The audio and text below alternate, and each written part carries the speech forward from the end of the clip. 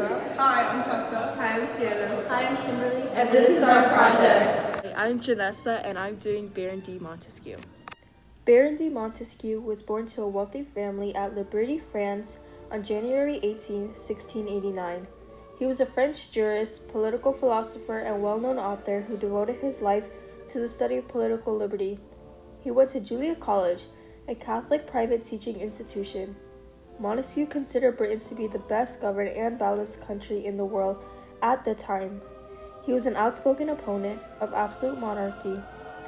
Montesquieu was not a social believer. Like John Locke and Thomas Jefferson, he believed that all people were created equally. His idea abolished monarchs' divine right to govern. In the year 1715, Jeanne de la Targie was Montesquieu's wife. She was a devout Protestant who presented him with a sizable dowry. Montesquieu's observations and studies of government led him to assume that government corruption was a problem because the government system lacked a balance of powers. He devised the concept of dividing government authority into three branches. The legislative, executive, and judicial branches were the three branches. The executive authority was in the hands of the British king and his ministers. The legislative power was in the hands of members of parliament, and the judicial power was in the hands of the court. Separation of powers, as Montesquieu put it, was the division of powers between the various branches. He believed that separating these branches would be beneficial. In his work on the Spirit of Laws, published in 1748, he outlined his significant thoughts. He proposed division of powers in his book as a way to prevent people or their branches from obtaining control of the government. This book is considered one of the best works of political theory ever written. Political leaders in the British colonies of North America admire Montesquieu's book. Power should be a check on power, he famously said. Montesquieu died in Paris, France on February 10, 1755. The United States Constitution is based on his concept of separation of powers. Separation of powers is now used by the government to evenly distribute all of the branches' functions. Hi, I'm Tessa, and I'm doing Jean-Jacques Rousseau. Jean-Jacques Rousseau was born in Geneva in 1712. He was one of the most influential political men in the 18th century. His work centered on the relationship between human society and the individual, and it has influenced the ideas that eventually led to the French Revolution.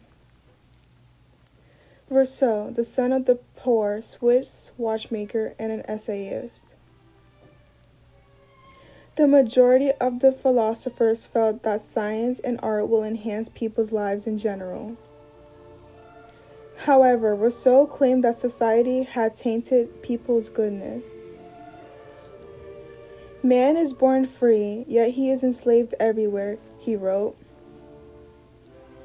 In 1762, he published The Social Contract, a book in which he presented the political ideology. Rousseau advocated for a much larger form of democracy than Locke. He claimed that all people were created equal and nobility titles should be removed. Many of the founders of the French Revolution who destroyed the monarchy in 1789 were influenced by Rousseau's beliefs. Laws, according to Rousseau, are part of the bargain that holds a democratic society together, whereas laws, according to Montesquieu, are a necessary limitation of freedom.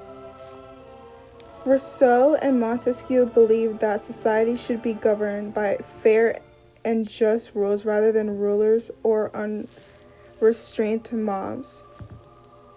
In these comments, Rousseau considered laws as part of the compact that holds a democratic society together, whereas Montesquieu views laws as a necessary restraint on freedom.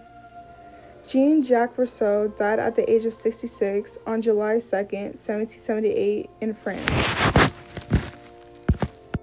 Hi, I'm Kimberly, and I'm doing Voltaire. Voltaire was one of the most intelligent and influential philosophers during the time of the Age of the Enlightenment. His real name, however, was François-Marie Arouet. During his lifetime, he published over 70 books.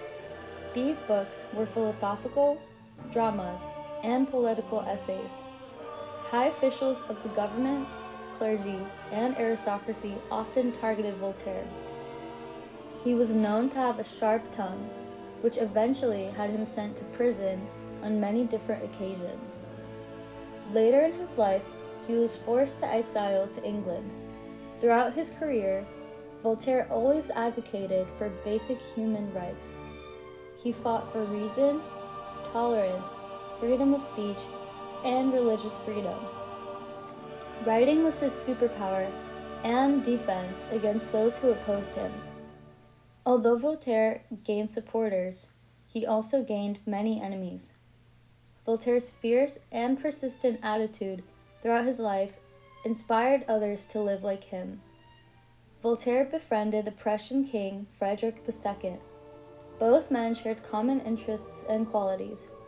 After Voltaire openly admitted to disliking editing Frederick's so-called quote-unquote mediocre poetry, their relationship crumbled. Voltaire soon became a prime suspect to Frederick because he was allegedly conducting quote-unquote shady business. They would go on to publicly insult one another by calling each other offensive names. This friendship gone sour is a prime example of what Voltaire's relationships consisted of with different people. These relationships and his attitude were due to his untamed personality and qualities. Hi, I'm Sienna. I'm doing Cesare Beccaria. Cesare Beccaria was born on March 15, 1738, into an aristocratic family with a moderate wealth. He excelled in arithmetic as a child and went on to study economics, earning a bachelor's degree in 1758. Beccaria was a politician, philosopher, and writer from Italy. He discussed the relevance of a country and people's civil rights in his article Crimes and Punishment. He was born and reared in the Italian city of Milan. He is known as Father of Criminology.